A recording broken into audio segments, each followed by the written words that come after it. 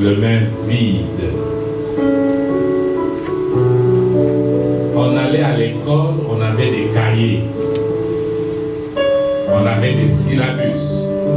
C'est fait pour nous permettre d'apprendre, de réapprendre, de relire et d'apprendre davantage. Laisse-moi te dire, et tel que tu es là, si tu sors de ces lieux sans notes, tu as échoué. Parce que tu n'auras pas retenu plus de 30% de tout ce qu'on aura dit ici. Et 30% c'est un échec.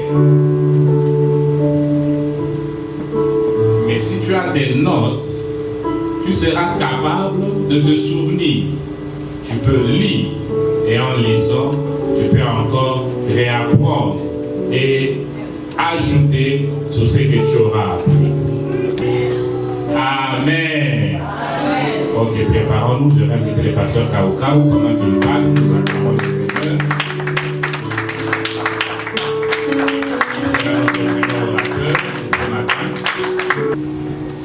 Merci pour l'honneur que le pasteur m'a fait pour m'appeler encore à cette grande conférence. Et je crois que Dieu va nous bénir tous ensemble. Le sujet de ce matin, comme notre grand thème est la gloire à venir, le sujet, le sous-thème de ce matin, c'est la vie abondante ou la vie en abondance. J'aimerais traiter les deux, la vie abondante ou la vie en abondance. Il y a un texte très simple que j'aimerais prendre dans Jean chapitre 10, au verset 9 à 10. Jean 10, verset 9 à 10. Ça, c'est notre texte de base et de là, nous allons tirer quelques enseignements. Environ 7 choses que nous allons retenir dans ce que nous sommes en train de parler sur la vie en abondance. Jean chapitre 10, verset 9 à 10. Nous lisons la parole de Dieu. Je suis la porte. Si quelqu'un entre par moi, il sera sauvé. Il entrera et il sortira et il trouvera des pâturages. Ça gêne. Il trouvera des pâturages. Est-ce que vous pouvez souligner ça? Il trouvera des pâturages. Verset 10. Le voleur ne vient que pour dérober, égorger et détruire. Moi, je suis venu afin que le brebis ait la vie et qu'elle en ait en abondance. Acclamons cette promesse de Dieu. Bien aimé, il y a beaucoup de choses à dire sur la venue de Jésus. Pourquoi Jésus est venu? Les théologiens parlent de 7 raisons pour lesquelles Jésus est venu. Mais moi, ce matin, je ne vais pas entrer d'abord là. Je vais seulement dire une des raisons pour lesquelles Jésus est venu sur la terre. C'était d'abord révéler le Père et faire de ceux qui connaîtront son nom les enfants de ses pères. Mais non seulement révéler le Père, mais pour donner ensuite une vie meilleure à ceux qui auront cru en lui. Lorsque nous regardons dans l'Ancien Testament, lors de la création, il y a quelque chose qui s'est passé, que Jésus vient de tirer une analogie ou une longue métaphore en parlant sur la bergerie. Dans la création, Dieu a créé, tout était bien. Il a créé la nature, il a créé tout ce qu'il fallait pour le divertissement de l'homme, et enfin il a créé l'homme et la femme. Mais remarquez, il y a quelque chose que vous devez retenir dans cette conférence que vous notez. Il y a une trilogie, 3 choses qui se passent souvent lorsque Dieu fait quelque chose. Notez cela. Je crois que la prochaine fois, moi j'aime bien un tableau. Quand vous avez un pasteur enseignant, il faut nous préparer un tableau. Moi j'aime un tableau. Moi j'aime toujours enseigner avec un tableau. J'écris, je donne cours. Il y a une trilogie que vous devez retenir dans votre vie. Lorsque Dieu agit, première chose, la première chose dans cette trilogie, Dieu agit Vous allez voir la deuxième chose dans la trilogie, Satan va réagir. Satan va réagir. Lorsque Dieu agit, quel que soit le domaine, quelle que soit la situation, Dieu va agir, mais Satan va réagir. Et vous allez voir maintenant la troisième chose dans la trilogie, Dieu va contre-attaquer. J'aimerais que vous puissiez dire contre-attaquer. Contre-attaquer. Dieu doit contre-attaquer. Donc Dieu agit, Satan réagit et Dieu contre-attaque. C'est ça la chose. Vous allez voir des Genèse, Apocalypse, c'est ça. Lorsque Dieu a créé, il crée, Satan amène la ruine. Il réagit, il amène la ruine par le péché qu'il a introduit à travers Adam et Ève. Le péché est entré dans le monde et la souffrance a commencé. La malédiction est tombée sur l'homme et sur la terre. C'était fini. Mais là, Dieu devait contre-attaquer. Et c'est là que Dieu vient avec un plan. Il dit, tu écraseras la tête du serpent et lui te montrera les talons. Et là, Dieu commençait déjà à préfigurer la croix de Golgotha. Et c'est pourquoi Jésus dit, moi je suis venu afin que le brebis ait la vie et qu'il en ait en abondance. C'est la contre-attaque de Dieu. Dieu devait contre-attaquer pour sauver l'homme de la ruine. Je peux vous parler de beaucoup de choses. Lorsque Dieu planifie quelque chose dans votre vie, les diables viendront pour détruire. Mais ne vous en faites pas. Dieu a préparé la contre-attaque, la restauration. Est-ce que quelqu'un peut acclamer, Dieu va être restauré, quelles que soient les attaques que Dieu a fait dans ton mariage? Il a attaqué ton foyer, il a attaqué tes enfants, il a attaqué. Dieu va contre-attaquer. Dieu ne laissera jamais ses enfants être sous le poids de la malédiction, de la souffrance. Et c'est pourquoi la Bible dit qu'il y a un temps pour tout. Il y a un temps pour pleurer, mais il y a un temps pour aussi rire et se réjouir. Ne craignez rien, Dieu prépare toujours une contre-attaque. Dieu dit à ton voisin, il y a la contre-attaque de Dieu. Il y a la contre-attaque de Dieu. Dieu va contre-attaquer, quelle que soit la situation, Dieu va contre-attaquer la chose. C'est pourquoi Jésus dit, lui, quand il vient, il détruit. Il vole, il fait tout, il égorge, il détruit. Mais moi, je prépare la contre-attaque. Et c'est pourquoi il dit, je suis venu afin que mes brebis aient la vie et l'en aient en abondance. Bien-aimés dans le Seigneur, le premier point que vous devez retenir ce matin, c'est une nouvelle vie commence. Lorsque vous avez reçu Jésus, une nouvelle vie commence.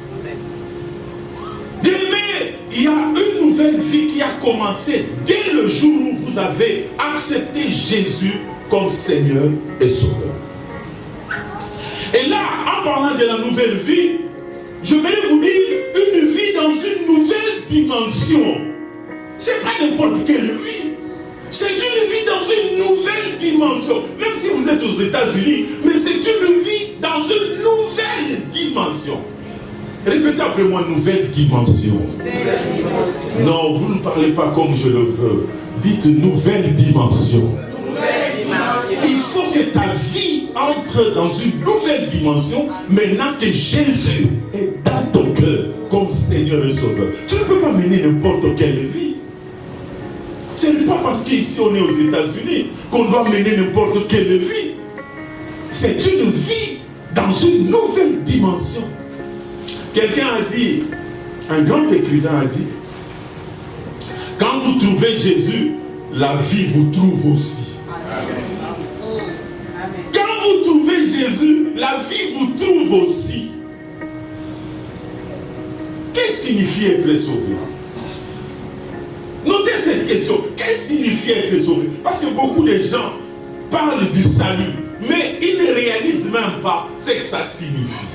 Il dit aux gens, je suis sauvé, je suis sauvé. Bien aimé, Paul dit, il faut que vous reteniez les choses dans les termes que je vous ai annoncé cela dans 1 Corinthiens chapitre 15 pour parler du salut. 1 Corinthiens chapitre 15 versets 1 à 3, Paul dit, Je vous rappelle, frère, l'évangile que je vous ai annoncé, que vous avez reçu, dans lequel vous avez persévéré et par lequel vous êtes sauvés. Si vous le retenez dans le terme où je vous l'ai annoncé, autrement, vous aurez cru en vain. Qu'est-ce que signifie être sauvé? Bien aimé, le salut n'est pas quelque chose que vous faites. Non. Ce n'est pas quelque chose que tu vas dire parce que je fais ceci, parce que je fais cela, que je suis sauvé. Non. Le salut, c'est quelque chose que Jésus a fait quand vous l'acceptez. C'est comme une personne qui est noyée. Moi, je vous ai dit la fois passée, moi j'ai un papa pécheur qui est déjà décédé, qui était pécheur en fait. Moi, j'ai appris comment sauver quelqu'un des eaux. On nous a appris d'abord nager et puis comment sauver quelqu'un des eaux. Quand quelqu'un est noyé, vous n'avez pas besoin, vous pouvez vous battre pour sortir, mais dans un grand fleuve, vous ne saurez pas, vous allez mourir. Parce que vous allez vous fatiguer. Soit vous aurez des crampes et puis vous allez avaler l'eau et puis vous mourrez. Vous devez avoir confiance à la personne qui vous dit « Attends, je viens te sauver ». Quand tu cries, lui vient. Tu dois avoir confiance en cette personne. C'est la confiance en cette personne qui fera que la personne puisse te faire sortir. Il est impossible de vous sauver vous-même. Tu as besoin de l'aide d'une autre personne. C'est pourquoi Jésus est venu. C'est ce que Jésus a fait. Il nous a rachetés d'une vie qui était contrôlée par le péché et par Satan. Écoutez bien. Quelqu'un qui n'a pas Christ, il est contrôlé par le péché et par Satan. De deux choses à faire. Par le péché et par Satan. Et maintenant, qu'est-ce que Jésus fait? Il vient pour affronter maintenant les jugements de Dieu. Il prend notre place. Et lorsqu'il prend notre place, il établit nos pieds sur la fondation ferme du domaine de Dieu.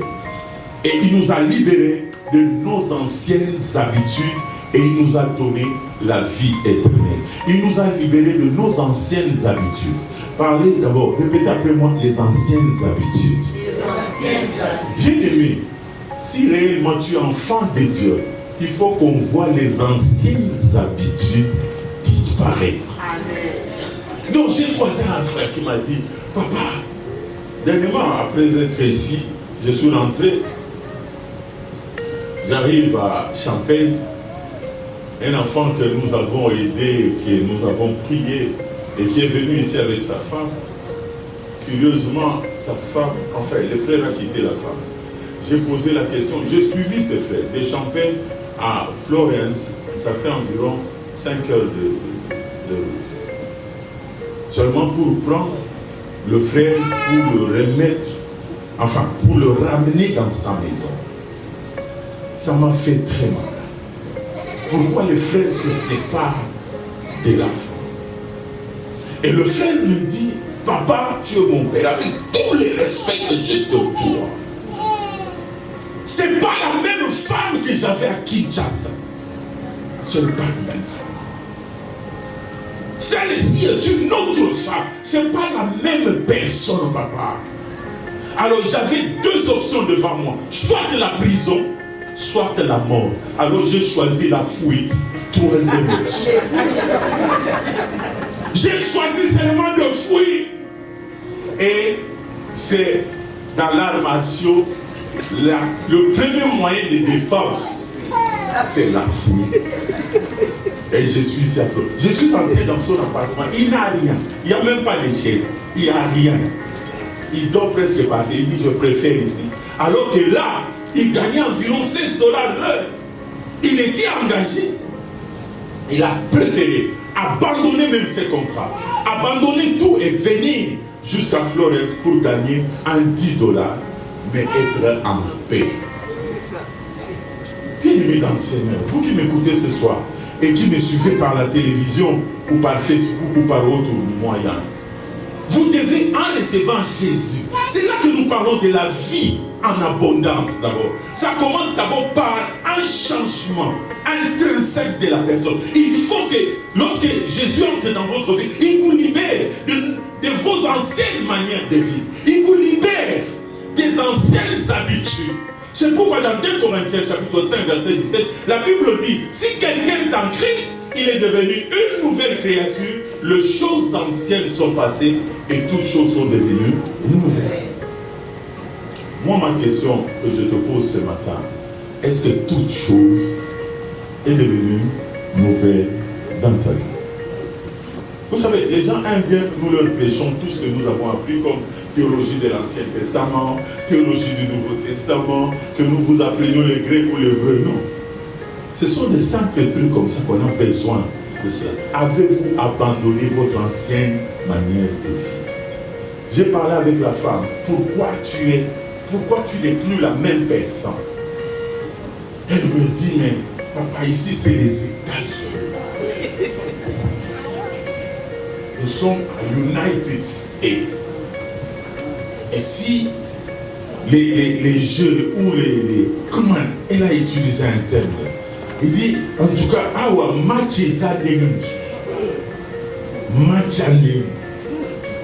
Wana likonda, napena na likonda. Wana mutuka, napena mutuka. Donc, tchèba. Bien-aimé. Quelqu'un qui a Christ, une femme qui a Christ, quelle que soit l'abondance, quelle que soit la prospérité, restera toujours femme selon la parole de Dieu. Et marchera toujours sur ces paroles sur qui Jésus a dit, celui qui met en pratique ces paroles, eh bien, aura bâti sa maison sur les rocs. Bien-aimé dans le Seigneur, la transaction éternelle a été consumée quand Jésus est mort sous la croix. La transaction éternelle. Pour que nous ayons la vie, il y a eu une transaction. Jésus est notre représentant auprès du Père. Jésus nous a sauvés du péché. Par son grand amour, il nous a donné une nouvelle vie. Amen. Amen. Quand vous avez reçu Jésus dans votre vie, un merveilleux échange a eu lieu. 2 Corinthiens 5, verset 21. Aujourd'hui, vous avez devant vous, et je le déclare dans cette conférence, aujourd'hui, vous avez devant vous une vie nouvelle. Amen. Ou une nouvelle manière de vivre. Amen. Une nouvelle manière de vivre. Est-ce que tu peux dire une nouvelle manière? Une nouvelle manière. Ça ne peut pas être comme tu as vécu à Kinshasa. Même si tu avais vécu à Kinshasa, mais tu étais chrétien là-bas. Quand tu arrives ici, tu ne changes pas, tu restes chrétien. Amen. Une nouvelle manière de vivre. On ne peut pas continuer à faire les choses comme on était encore de païens. 2 Corinthiens 5, 21, vous allez lire ça à la maison. Et pour expérimenter cette nouvelle vie qui commence, vous devez naître de nouveau. La vie en abondance ne vient jamais sans la nouvelle naissance. On ne peut pas parler d'une vie en abondance sans être né de nouveau. Alors, deuxième point, parce que nous avons parlé au premier point, qu'est-ce que signifie être sauvé? Au deuxième point, je parle, qu'est-ce que signifie être né de nouveau? Il faut qu'on nous explique cela. Le pasteur Patrice C. avec le pasteur Aaron, qu'on nous a dit, je n'ai jamais oublié, Kitiki, la paix à son âme, ce professeur nous avait dit, en théologie, si vous venez, vous devez savoir à la fin expliquer des concepts.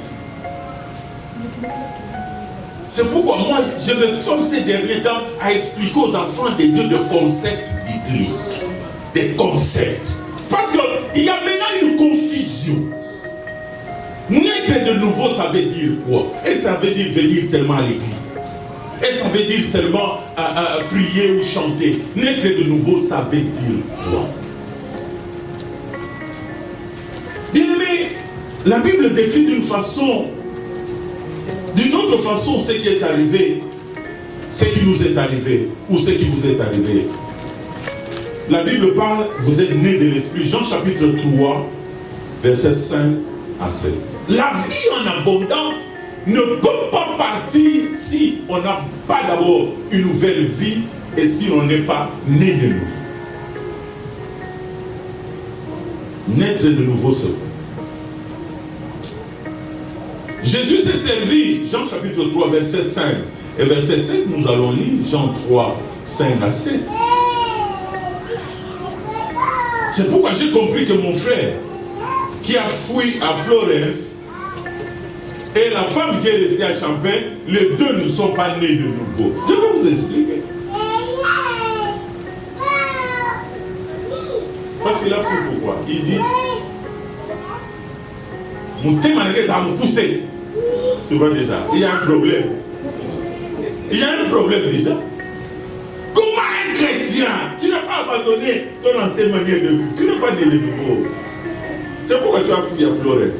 Tu crains la prison, soit la mort. Il a choisi la fuite. Est-ce qu'un chrétien doit fuir?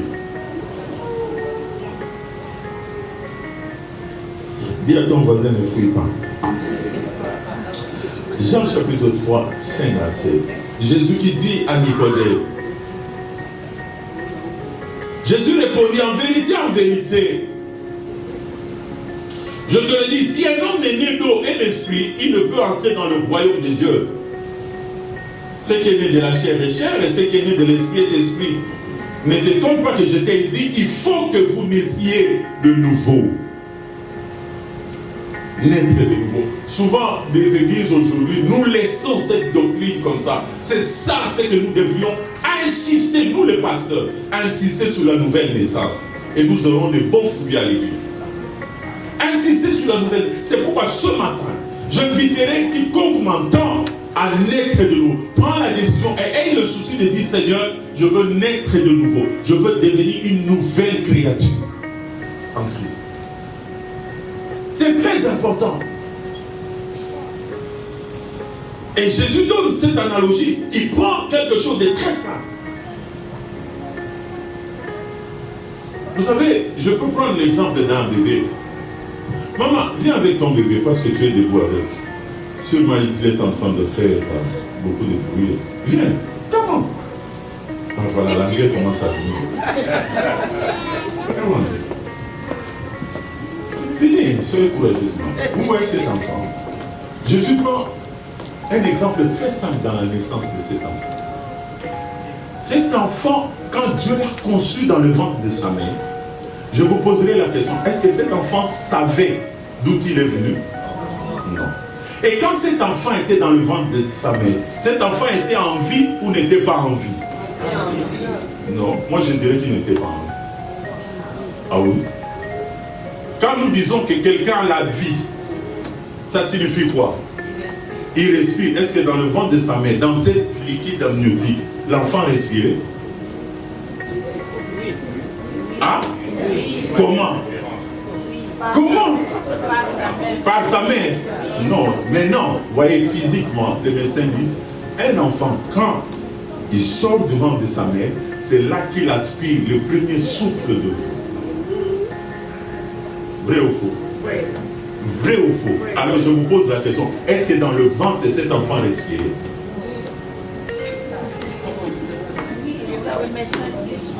Est-ce que cet enfant avait des oreilles qui entendaient? Non, là vous parlez spirituellement. Vous ne parlez pas physiquement. Moi je parle de physiquement. Non, Jésus n'a pas pris un exemple banal. Non, j'aimerais seulement mettre cet enfant devant et que vous puissiez réfléchir. Oh, non, Jésus voulait dire simplement, dans ces liquides-là, c'est comme un enfant, il est vivant, mais il n'est pas viable. Il est vivant, mais il n'est pas viable. Parce qu'il ne respire pas. La preuve est que quand l'enfant sort, le premier bouffée de l'air que l'enfant aspire, il se met à pleurer. C'est là que Jésus parle maintenant de naître par l'esprit. Il faut qu'on te souffle, il faut que tu aspires cette bouffée d'air pour être en vie. Donc tu es dans le ventre, c'est comme quelqu'un qui est païen, il est dans le ventre, il est encore dans ces liquides-là. Il est vivant, mais il n'est pas viable. Il n'a pas le souffle de vie. Maintenant on comprend à peu près.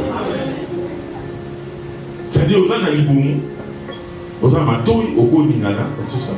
Mais l'eau est zappé. So binoum pepe zappé. Ok. C'est pour qu'on parle de mort-né.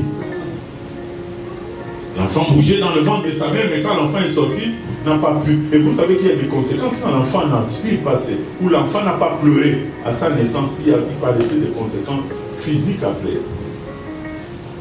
Sa tête bouge un peu et puis il y a beaucoup de choses. Non, Dieu. Et Jésus, en prenant cet exemple, je ne sais pas, Jésus, est-ce qu'il était médecin? Mais il savait beaucoup de choses, il était Dieu. Bien aimé, ce souffle-là que l'enfant aspire pour que ça entre dans ce poumon, ce premier souffle de vie, c'est ça ce que Jésus parle de naître par l'esprit. Il faut que vous receviez l'esprit pour vivre maintenant. J'ai regardé un film, 2 enfants qui étaient des jumeaux étaient dans le ventre de leur mère, ils se racontaient. Ils racontaient entre eux, les 2 petits là. Ils étaient, l'un était un garçon, l'autre une fille. Mais qu'est-ce qui se passe? Au fait, nous ici on est bien. Mais maman nous dit que nous allons sortir.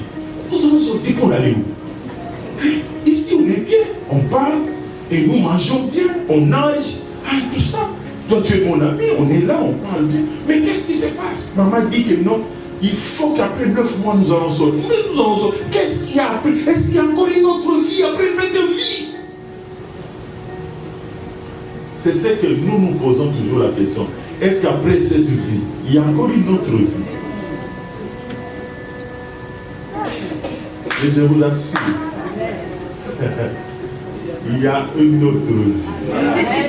Que tu le veuilles ou pas. C'est comme ces 2 nouveaux-nés là. Ils sont là, ils se discutent. Ils ont beaucoup parlé. Et ils étaient là de temps en temps. Ils disent, oh mais non, maman est en train de pleurer. Mais il y a un problème. Il y a un problème avec qui? Nous, on est là, on est bien. Tout ça. Pourquoi il pleure? Alors il parle. Vraiment, j'ai suivi ce film. Ça m'a intéressé de voir dans des jumeaux, des enfants, comment ils parlent dans le ventre de leur mère. Ils se touchent, ils se donnent des baisers. Ils sont là dans le ventre. Ils nagent, ils blaguent, ils jouent. Et après 9 mois, ils sont sortis. Ils ont compris enfin. Et ils se parlaient encore là. Donc il y a encore une autre vie.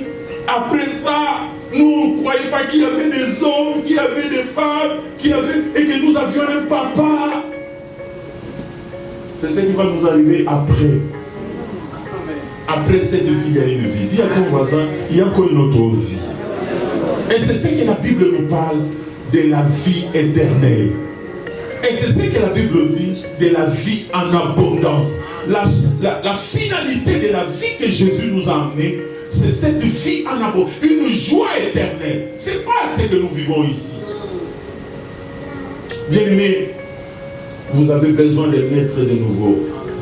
Le bébé vivant pendant les 9 mois qui précèdent sa naissance, il a le potentiel de la vie, mais sans la capacité de s'en servir. Il a des yeux, mais il ne peut pas voir. Vrai ou faux? Il a des yeux là-bas. C'est quoi je vous ai dit? L'enfant est vivant. Maintenant, nous avons de nouvelles perspectives. Nous considérons la vie maintenant avec une nouvelle perspective. Vous vous ressentez, après que vous soyez né de nouveau, vous allez vous ressentir très pur à l'intérieur et rempli de joie que Dieu vous a donné. Ma question ce matin, est-ce que tu te sens pur?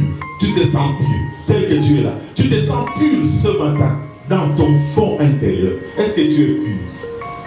Quelqu'un qui commence une vie en abondance, ou qui veut vivre la vie en abondance, il sent la pureté. Il sent lui-même, tel qu'il est là, il ne se reproche de rien. C'est ce que Paul nous dit dans Actes chapitre 24. Nous allons voir ça dans la 3e façon de vivre.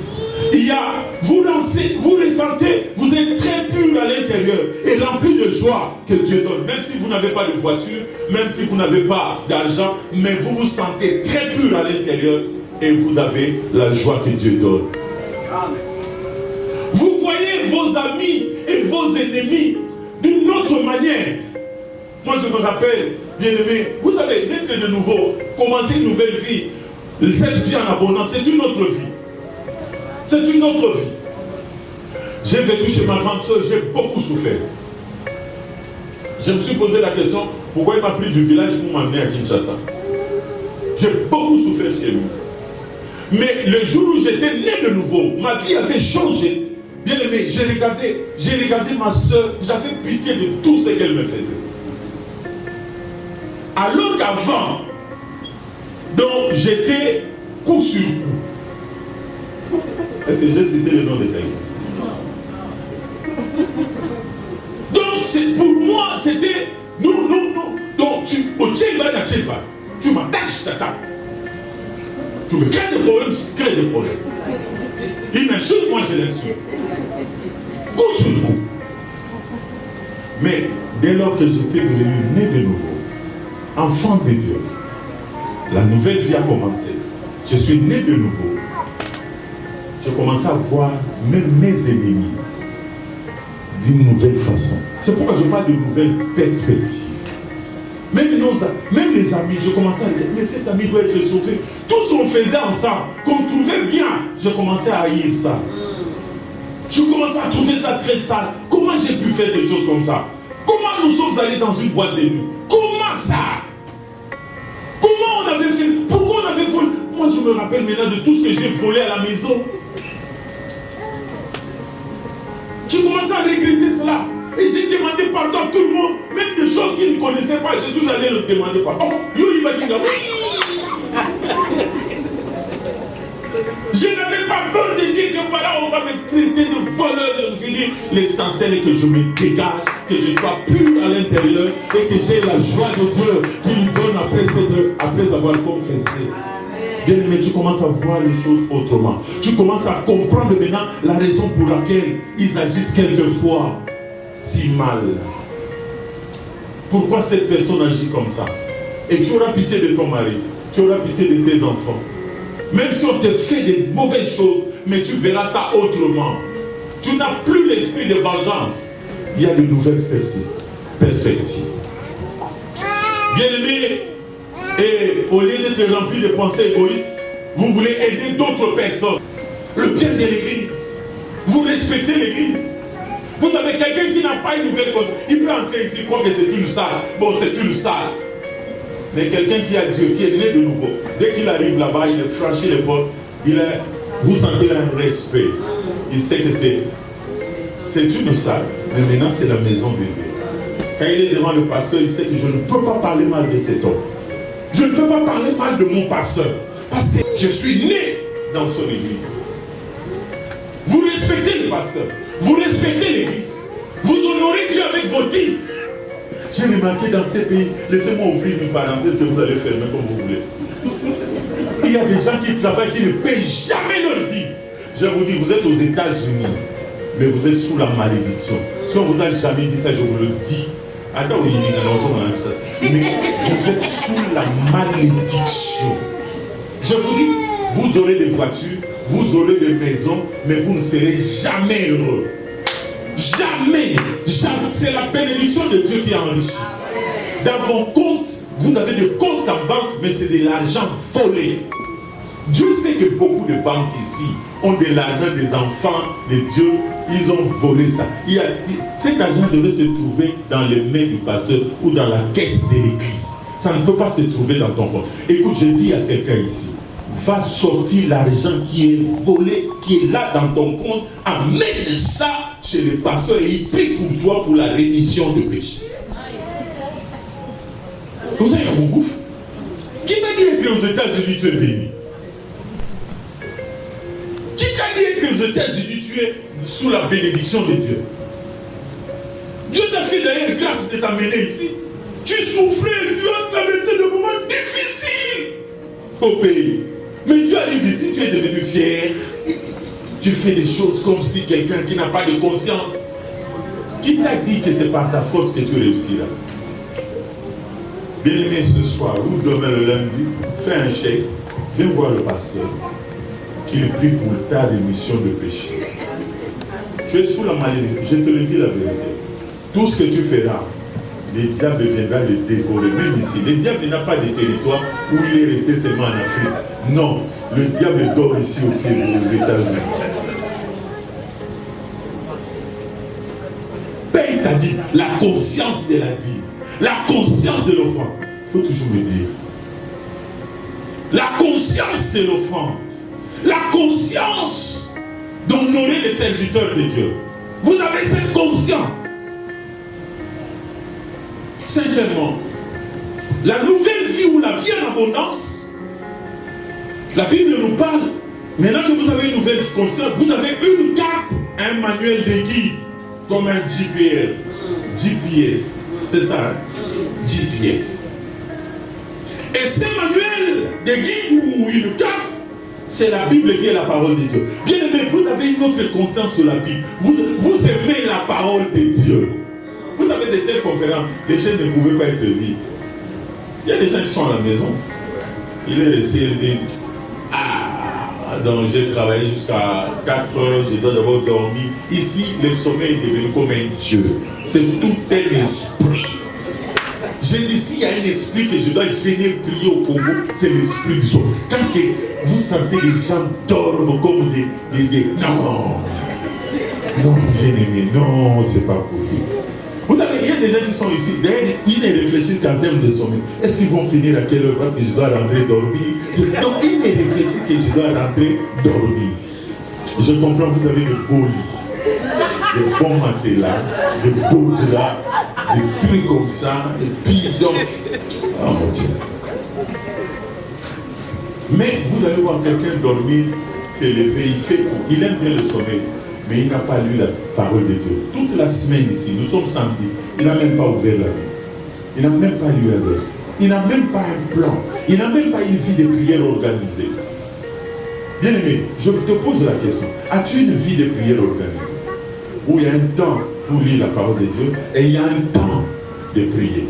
Même 10 minutes par jour, 5 minutes de lire la parole de Dieu et 5 minutes de la prière. Parce que Dieu pour lui, ce n'est pas même la longueur de la prière, c'est la fidélité à ce que tu as arrêté comme discipline. C'est Dieu veut la fidélité. Il dit, je te prie. Si tu es fidèle dans les petites choses, il va te confier des grandes. J'ai vu un pasteur qui a la plus grande église du monde, qui ne prie pas 6 heures de prière par jour, qui ne prie pas 10 heures de prière par jour, il ne prie que 2 heures de prière par jour, 2 heures seulement. Il a la plus grande église du monde.